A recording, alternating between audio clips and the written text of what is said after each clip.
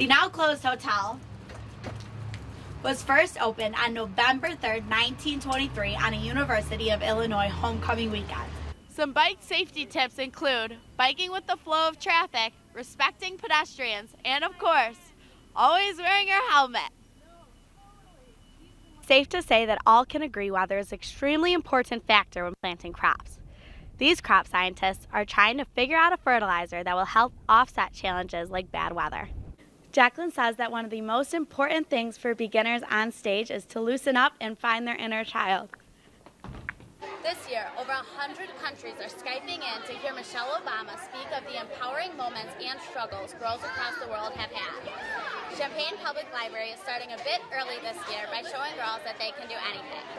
Tim O'Brien came in from Chicago for the 14th annual tennis tournament to show how his game has improved since his time on Centennial High School's court.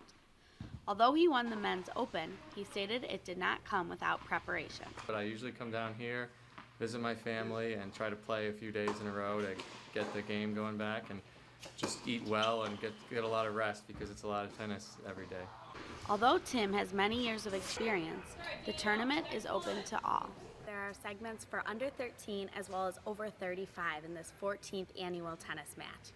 All players can come out to get a winning score.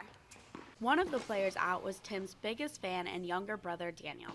Daniel plays on the University of Illinois club tennis team when he is not studying for his engineering classes. He said he would not be so accomplished at tennis if it were not for his older brother, Tim. He's been my main teacher the whole time. I've learned everything from him. Daniel had the opportunity from a young age to learn from Tim as their mom built them a tennis court by hand in their backyard when they were kids. Daniel says that time together really helped their game. We get some brotherly chemistry going, and it helps us pump each other up. We're both excited about each other winning. Although they did not win the doubles match, Tim and Daniel agreed playing together strengthened their bond and love of the sport. It's been really fun because we get into it together and it's good to do something together as a family. Regardless of the scoreboard, it is safe to say that the 14th annual tennis tournament was a win for the O'Brien boys. Jordan Moore, UI7 News. Although most notice and admire the warm change in leaf color, few know why it happens. Diane Anderson, the ground manager at the Arboretum, explains part of why the beautiful change in leaves occur is because they cannot absorb sunlight. Generally, fall color is triggered more by the length of the night. When days get shorter, that means the nights are longer, and that's generally what triggers fall color. It turns out there is also science behind why leaves from different trees turn different colors. The leaves on the ground end up different colors. Say like this brown one versus this yellow and orange one are different because the pigments that are left over when the chlorophyll is gone from the leaves are different. We're lucky in Illinois to have so many types of trees so that the pigments left over are all different.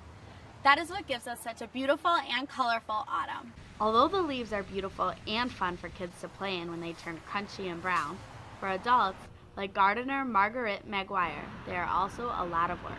By this time of year, I'm waiting for the leaves to fall because I've hired somebody to come and sweep them up, but if they're not on the ground, they can't do their job. Unfortunately for Maguire, Anderson is expecting a long fall. The soil moisture is good. It hasn't been too hot, so they aren't bleaching out particularly fast, so I think we should have a glorious fall. Although the temperature may not be catching on that summer is over, it is safe to say that the leaves have. In Urbana, I'm Jordan Moore, UI7 Newsbreak. Kristen Hoganson is taking Bike to Work Day to get back into the habit of biking to work.